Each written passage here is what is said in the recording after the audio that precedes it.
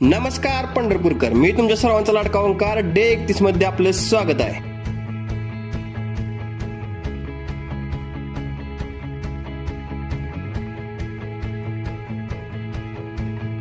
तर सकाळ सकाळी मी चाललो डीमार्ट मध्ये, थोडं सामान घ्यायचं होतं घरातलं.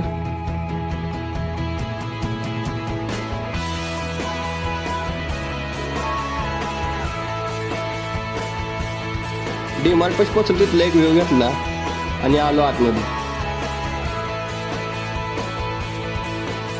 जे काय लागायचं ते सामान घेतलं आपण.